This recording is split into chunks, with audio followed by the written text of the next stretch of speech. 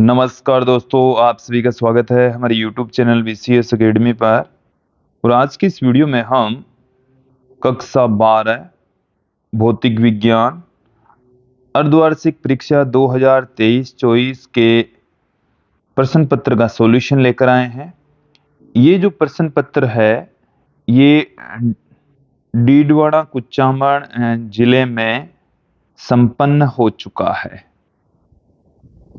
इस प्रश्न पत्र में कुछ महत्वपूर्ण क्वेश्चंस हैं जो कि आपको बोर्ड एग्जाम में भी देखने को मिल सकते हैं।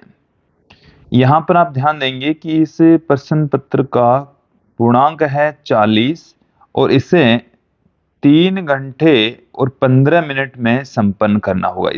इसमें मिलने वाला जो समय है वो 3 घंटे 15 मिनट का है। देखिए, जो पहला क्वेश्चन है, इस क्वेश्चन पेपर को हम सोल्व करते समय बोर्ड एग्जाम में आने वाले क्वेश्चन का भी हम ध्यान रखेंगे। पहला जो प्रश्न है वो है विद्युत फ्लक्स का मात्रक क्या है। विद्यार्थियों, एक क्वेश्चन बोर्ड एग्जाम में मात्रक और विमाक का हर साल पूछा जाता है। तो यहां पर हमारा जो पहला क्वेश्चन है विद्युत फ्लक्स का मात्रक है।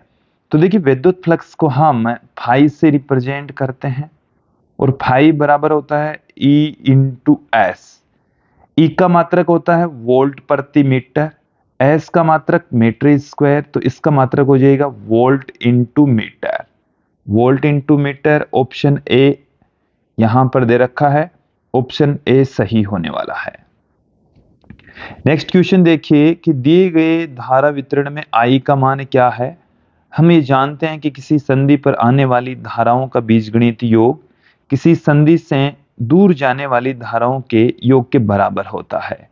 तो देखिए, धाराएं कौन कौन सी इस संधि पर आ रही है। एक तो आई आ रही है, फिर 3 एम्पियर, फिर 2 एम्पियर, और दूर कौन कौन सी जा रही है, 4 और 5 दूर जा रही है।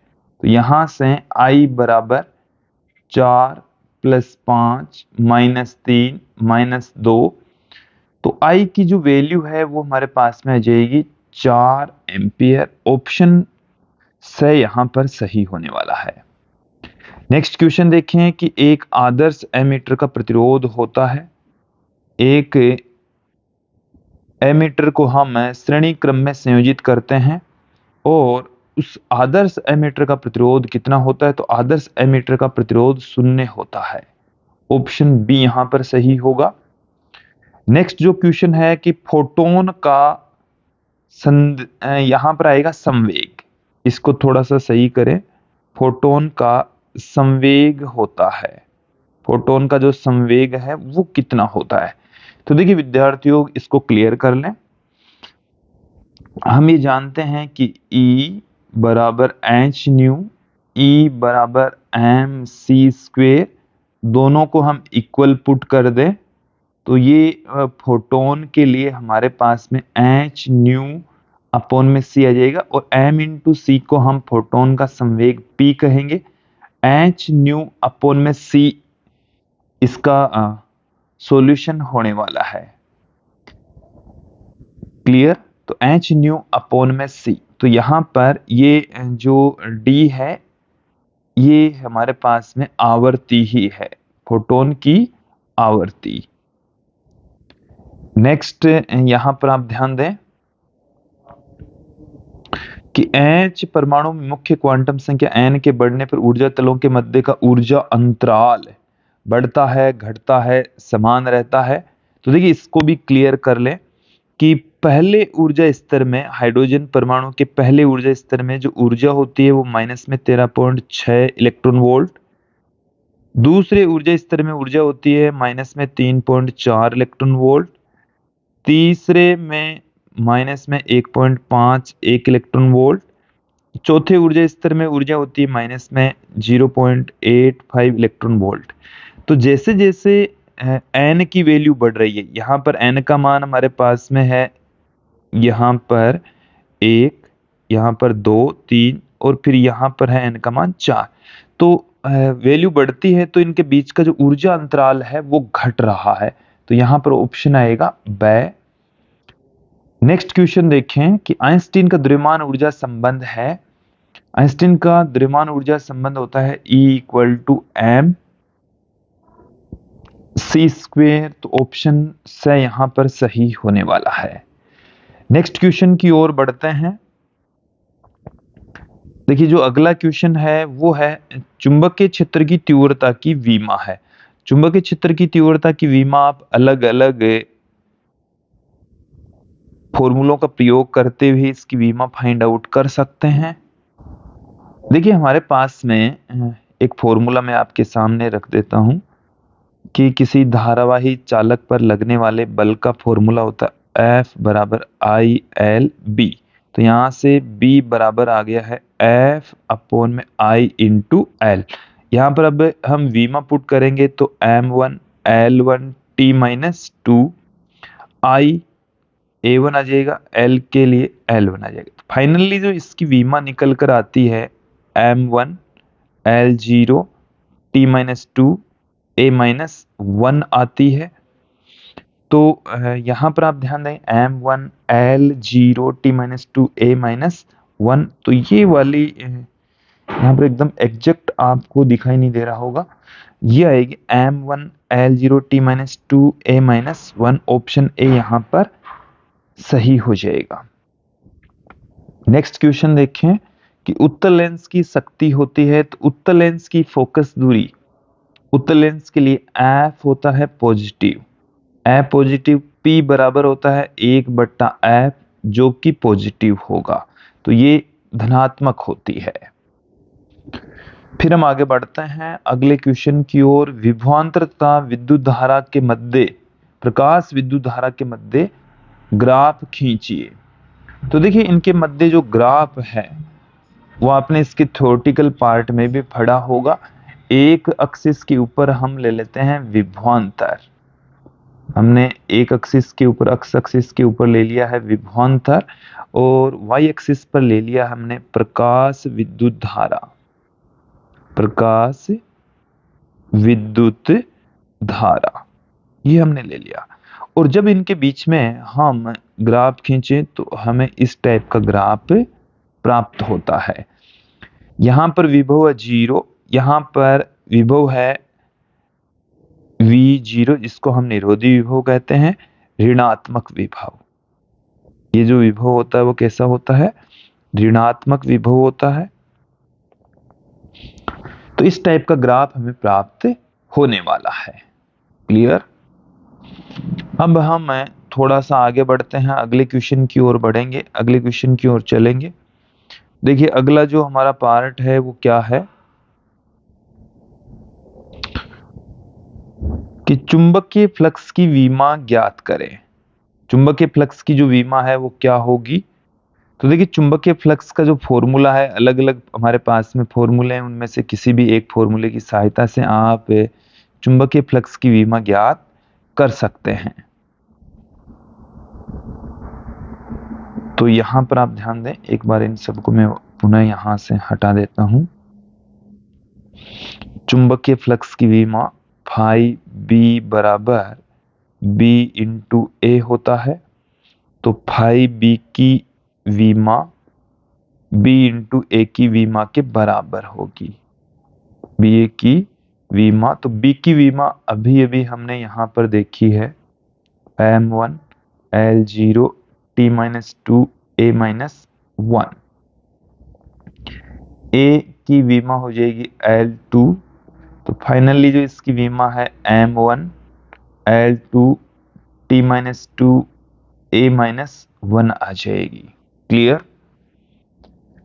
नेक्स्ट क्वेश्चन की ओर बढ़ते हैं कि माध्यम के ऐसे सभी कणों का बिंदु पथ जो किसी क्षण समान कला में कंपन करते हैं क्या कहलाता है। तो देखिए माध्यम के सभी कणों का बिंदु पथ जो एक समान कला में कंपन करते हैं उसको हम कहते हैं तरंगाग्र, तरंगाग्र कहलाता है। क्लियर।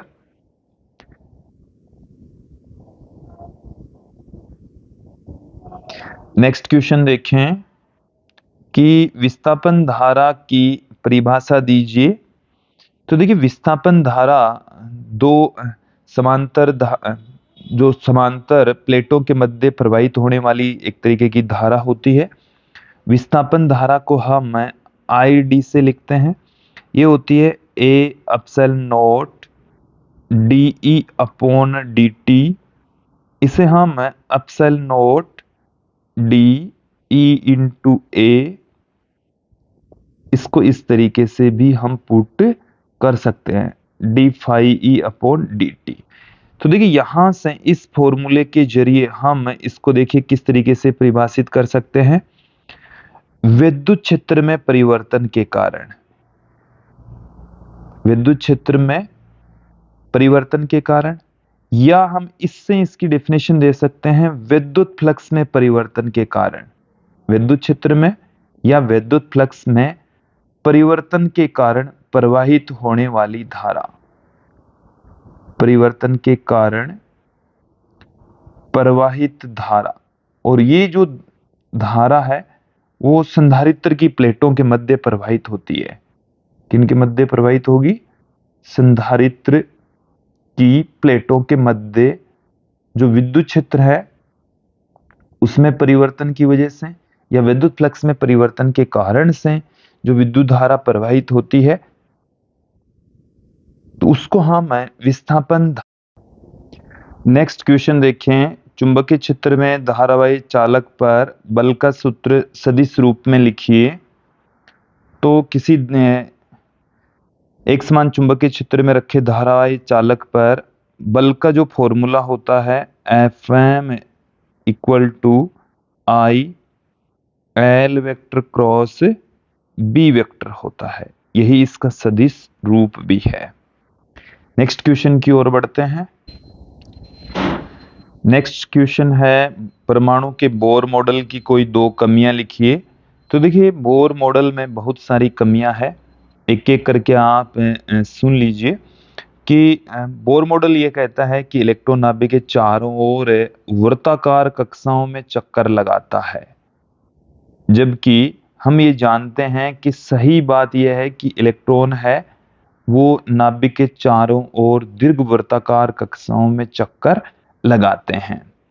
दूसरी कमी यह है कि उन्होंने अपनी जो दूसरी परिकल्पना है कोणीय संवेग क्वांटीकरण, कि कोणीय किसी नाभिक के चारों ओर चक्कर लगाने वाले इलेक्ट्रॉन का कोणीय संवेग h/2π का पूर्ण गुणज होता है, इसकी व्याख्या करने में बोर मॉडल पूरी तरह से असफल रहा था। इन्होंने अपने मॉडल में नाभिक को स्थिर माना, नाभिक को स्थिर मानकर अध्ययन किया। और नाभिक स्थिर नहीं हो सकता, ये असंभव है, क्योंकि कोई भी कण है, पार्टिकल है, वो स्थिर तभी हो सकता है जिसका द्रव्यमान अनंत हो। तो ऐसा पॉसिबल नहीं है। इसके अलावा इन्होंने हाइड्रोजन परमाणु के अलावा किसी अन्य परमाणु के स्पेक्ट्रम की व्याख्या नहीं की। स्पेक्ट्रम की तीव्रता की व्याख्या भी नहीं की जा सकी कि स्पेक्ट्रम की तीव्रता कितनी होती है। स्पेक्ट्रम में पाई जाने वाली जो सूक्ष्म रेखाएं होती है, स्पेक्ट्रम में पाई जाने वाली जो सूक्ष्म रेखाएं हैं उनकी भी व्याख्या नहीं की जा सकी। जीमान प्रभाव और स्टोक्स प्रभाव की भी व्याख्या नहीं की जा सकी। जीमान प्रभाव है चुंबकीय क्षेत्र में स्पेक्ट्रमी रेखाओं का विपाटन, और स्टोक्स प्रभाव है विद्युत क्षेत्र में स्पेक्ट्रमी रेखाओं का विपाटन। तो इनकी व्याख्या करने में ये जो मॉडल है वो पूरी तरह से असफल रहा था। अब यहां पर आप देखें, अगला जो क्वेश्चन है वो हमारे पास में क्या है कि नाभिकीय बंधन ऊर्जा से आप क्या समझते हैं। तो देखिए अलग अलग न्यूक्लियनों को यदि हम नाभिक के अंदर एक जगह लेकर आए तो लाने में जितनी भी ऊर्जा खर्च होती है उसी को हम नाभिकीय बंधन ऊर्जा कहते हैं। इसको हम मैथमेटिकली इस तरीके से भी कह सकते हैं, ये जैसे हमारे पास में बहुत सारे न्यूक्लियॉन्स हैं और इन सभी न्यूक्लियनों से हम एक नाभिक बनाएं, अनंत से इनको इकट्ठा करके क्या बनाएं, नाभिक का निर्माण करें। ये हमारे पास में है अलग अलग, पहले ये थे अलग अलग न्यूक्लियॉन, इसमें न्यूट्रॉन और प्रोटॉन दोनों हैं, और जब इनको एक जगह इकट्ठा कर दें तो इनके द्रव्यमान में कमी आ जाती है, और द्रव्यमान में आई वही कमी है वो आइंस्टीन के द्रव्यमान ऊर्जा संबंध के अकॉर्डिंग ऊर्जा में कन्वर्ट हो जाती है, जिसको हम नाभिकीय बंधन ऊर्जा कहते हैं। नेक्स्ट जो क्वेश्चन है कि A1 व A2 द्रव्यमान संख्या की दो नाभिकों की त्रिज्याओं का अनुपात क्या होगा। हमारे पास में यहां पर दो नाभिक हैं और एक की द्रव्यमान संख्या है A1, दूसरे की है A2। उनकी त्रिज्याओं का अनुपात R1 बट्टा R2 पूछा है, जो कि A1 की घात 1/3 बट्टे में A2 की घात 1/3 के बराबर आ जाएगा, क्योंकि इसके मल्टीपल में R0 भी आता है। तो R0 से R0 कैंसिल हो जाएगा, यही रह जाएगा। क्लियर। नेक्स्ट क्वेश्चन देखें, विद्युत द्विध्रुव के अक्ष पर स्थित किसी बिंदु पर विद्युत क्षेत्र की तीव्रता ज्ञात कीजिए। तो विद्युत क्षेत्र हमें यहां पर ज्ञात करना है और वो विद्युत द्विध्रुव की अक्ष पर ज्ञात करना है, जो कि 1/4 पाई एप्सिलॉन नॉट 2p/r³ होता है अक्ष पर। यदि आपको निरक्ष पर पूछा जाए तो निरक्ष वाला क्या हो जाएगा, 1/4 पाई एप्सिलॉन नॉट p/r³ हो जाता। नेक्स्ट क्वेश्चन की ओर बढ़ते हैं। देखिए क्या है क्वेश्चन, यहां से आप देख लें कि दिए गए चित्र में बिंदुओं ए और बी के मध्य तुल्य धारिता ज्ञात कीजिए। ए और बी के बीच में हमारे को तुल्य धारिता यहां पर ज्ञात करनी है। तो देखिए यहां से हम इस डायग्राम को ले लेते हैं।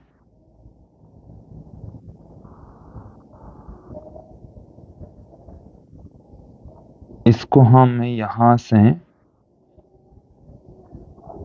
कॉपी कर लेते हैं एक बार। अब यहां पर आप देखेंगे कि हमें ए और बी के मध्य तुल्य धारिता यहां पर हमें ज्ञात करनी है। तो सबसे पहले हम इस 4 माइक्रोफेरेड और इस 4 माइक्रोफेरेड दोनों की तुल्य धारिता ज्ञात कर लेते हैं।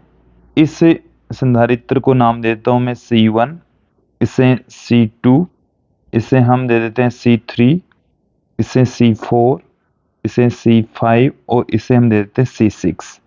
C5 व C6 की हम तुल्य धारिता निकाल लेते हैं। यहाँ पर ये दोनों एक दूसरे के समांतर क्रम में है, तो इनकी सीधा जोड़ हो जाएगा। C' से मैं पुट कर देता हूँ C5 प्लस C6, यहां से ये आ जाएगा हमारे पास में 4 + 4 8 माइक्रोफेरेड। फिर यहां पर आप ध्यान देंगे कि इन दोनों की जगह हमारे पास में आ जाएगा C', जो कि इस C4 के साथ में श्रेणी क्रम में होगा। C' व C4 के लिए क्या आ जाएगा, C" से मैं पुट कर देता हूं, जो कि एक दूसरे के समांतर क्रम में होगा। तो 1/C" सॉरी, एक दूसरे के श्रेणी क्रम में होंगे, तो 1/C" बराबर 1/C' प्लस 1/C4। तो यहाँ से C' की जो वैल्यू है वो हमने निकाली 8 और C4 की जो वैल्यू वो भी 8, तो 2/8, 1/C" बराबर आ गया है 1/4। तो यहाँ से C" बराबर आ जाएगा 4 माइक्रोफेरेड। अब यहाँ पर आप ध्यान दें कि C2 और C3 इनकी तुल्य धारिता C', जो कि सीधी जुड़ जाएगी, 2 माइक्रोफेरेड हो जाएगी। फिर इन दोनों की जगह हमने लगाया C', तो C1 और C', एक दूसरे के श्रेणी क्रम में हमने यहाँ पर 4 डेस लगा दिए हैं। तो 1/, यहां से ये हमारे पास में आ गया 1/2 प्लस 1/2, और ये आ गया हमारे पास में 2/2, 1 आ गया। C4' बराबर 1 माइक्रोफेरेड। अब देखिए यहां पर C" का तो जो मान आया था वो 4 माइक्रोफेरेड, और सी 4 डेज का जो मान आया था वो हमारे पास में है इस तरीके से। यहां पर आप ध्यान दें, अब हमारे पास में यहां पर एक संधारित्र रह गया सी 4 डेज वाला, यहां पर एक संधारित्र रह गया सी डबल डेज वाला। ये बिंदु बी है, ये बिंदु ए है, ये सी डबल डेज। अब इनका तुल्य धारिता समांतर क्रम में है तो जुड़ जाएगी, सी डबल डेज प्लस सी 4 डेज। तो सी डबल डेज की जो वैल्यू है वो हमने निकाली 4, सी इसकी वैल्यू हमने निकाली 1, तो 5 माइक्रोफैराड इसका फाइनल आंसर आ जाएगा। नेक्स्ट क्वेश्चन की ओर बढ़ते हैं। सेल के विद्युत वाहक बल, टर्मिनल वोल्टता और आंतरिक प्रतिरोध को परिभाषित कर इनमें संबंध स्थापित करना है। तो देखिए इनके बीच में जो रिलेशन होता है E बराबर होता है V minus I into R, ये हमारे पास में रिलेशन होता है और यही रिलेशन आपको यहाँ पर फाइंड आउट करना, साथ में इनको परिभाषित भी करना है। नेक्स्ट क्वेश्चन देखें कि चुंबक का कैपिटल एम, चुंबकीय तीव्रता एच, चुंबकीय प्रवृत्ति काई और आपेक्षिक चुंबकशीलता म्यू आर में संबंध स्थापित कीजिए। तो देखो मैं क्लियर कर देता हूं, म्यू आर बराबर होता है 1 प्लस काई, इसे आप 1 प्लस एम बाई एच भी पुट कर सकते हैं। तो ये संबंध आपको प्रूफ करना है इसमें। नेक्स्ट क्वेश्चन में विद्युत चुंबकीय प्रेरण के लेंज के नियम का उल्लेख कीजिए। देखिए लेंज का नियम है चुंबकीय फ्लक्स में परिवर्तन का विरोध करता है। चुंबकीय फ्लक्स में परिवर्तन के कारण से जो प्रेरित धारा और प्रेरित विद्युत वाहक बल उत्पन्न होता है उसके चिन्ह को बताता है। वो ये बताता है कि प्रेरित धारा और प्रेरित विद्युत वाहक बल की दिशा सदैव इस प्रकार से होती है कि उन्हीं कारणों का विरोध करती है जिसके कारण से वो उत्पन्न हुई है। नेक्स्ट क्वेश्चन देखें आप, प्रकाश के व्यतिकरण के लिए आवश्यक 2 शर्तें। हमारे नोट्स में 6-7 शर्तें हैं, उनमें से आपको कोई सी भी 2 शर्त पुट करनी है। तो पहली जो महत्वपूर्ण शर्त है कि कला संबद्ध स्रोत होने चाहिए। स्रोत कैसे होने चाहिए? क्ला संबद्ध स्रोत होने चाहिए। इनकी जो आयाम है वो लगभग बराबर होनी चाहिए, आवर्ती बिल्कुल बराबर होनी चाहिए। ठीक है, कुछ शर्तें हैं उनमें से एक है, 2 लिखनी है आपको। फिर नेक्स्ट क्वेश्चन देखें, दिष्ट धारा की तुलना में प्रत्यावर्ती धारा की एक विशेषता और एक दोष लिखिए। फायदे नुकसान दोनों बताने हैं। शुद्ध प्रेरकत्व युक्त प्रत्यावर्ती धारा निम्नलिखित के लिए इनका व्यंजक ज्ञात करना है। जब कुंडली जुड़ी हो, प्रेरकत्व का मतलब है कुंडली, धारा का तात्क्षणिक मान, प्रतिघात मतलब प्रेरक की प्रतिघात ज्ञात करना, धारा का शिखर मान भी ज्ञात करना है। इसके साथ में हमें अथवा में भी एक क्वेश्चन दे रखा है, प्रत्यावर्ती धारा के वर्ग माध्य मूल मान से क्या तात्पर्य है? प्रत्यावर्ती धारा के वर्ग माध्य मूल मान का सूत्र भी प्राप्त कीजिए। तो आई आर एम एस बराबर हमें आई एम बट्टे में √2 वाला फॉर्मूला फाइंड आउट करना होगा। इसका जो सेकंड पार्ट है कि किसी प्रत्यावर्ती परिपथ में आरोपित वोल्टता 220 वोल्ट, आर का मान 8 ओम, अक्सैल और अक्सी 6 ओम हो तो पी वोल्टता का वर्ग माध्य मूल मान और परिपथ की प्रतिबाधा ज्ञात कीजिए। तो देखिए वर्ग माध्य मूल मान, वर्ग माध्य मूल मान, तो पहले तो हम ज्ञात करते हैं प्रतिबाधा। तो देखिए आपको प्रतिबाधा जेड बराबर अंडरूड में आर स्क्वेयर प्लस अक्सैल माइनस अक्सी के होल स्क्वायर से ज्ञात करनी है। तो ये तो हो जाएगी 0, जेड का जो मान आएगा वो आर के बराबर आएगा। तो जेड यहां से हो गया हमारे पास में 8 ओम। क्लियर, जेड आ गया। तो अब आपको निकालनी है धारा जो कि पी बट्टे में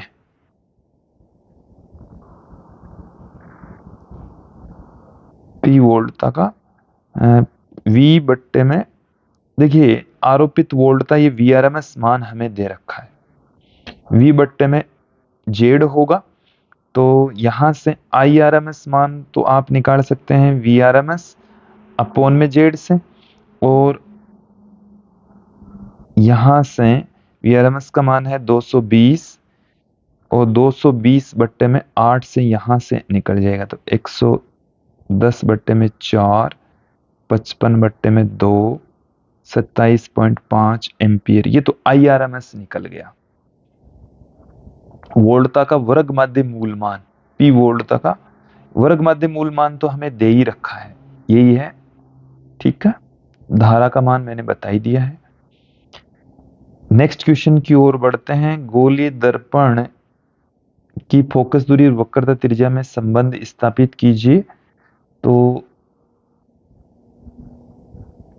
F बराबर होता है R/2, ये आपको प्रूफ करना है। नेक्स्ट पार्ट में दर्पण समीकरण आपको ज्ञात करना है। इसका जो अथवा में क्वेश्चन है, लेंस के लिए चिन्ह परिपाटी बताते हुए उभयोत्तर लेंस के लिए लेंस मेकर फॉर्मूला आपको यहाँ पर निर्मित करना है। तो लेंस मेकर फॉर्मूला होता है 1/f बराबर n21 - 1, 1/r1 - 1/r2।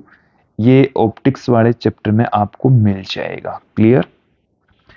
एक और महत्वपूर्ण क्वेश्चन आप यहाँ पर देखें कि बैंड सिद्धांत के आधार पर चालक, अचालक और अर्धचालकों में अंतर स्पष्ट कीजिए। इसके अथवा में हमें यह पूछा है कि दिष्टकरण किसे कहते हैं, एक पूर्ण तरंग दिष्टकारी को कार्यविधि समझाइए।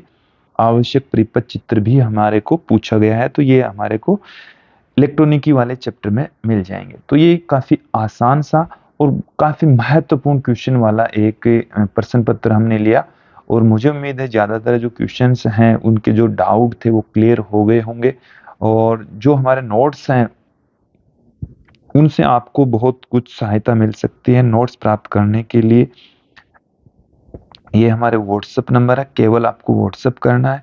साथ में हमारी जो एप्लीकेशन है आप गूगल प्ले स्टोर से डाउनलोड कर सकते हैं, वहां से भी नोट्स प्राप्त कर सकते हैं। आज की इस वीडियो में इतना ही। धन्यवाद दोस्तों।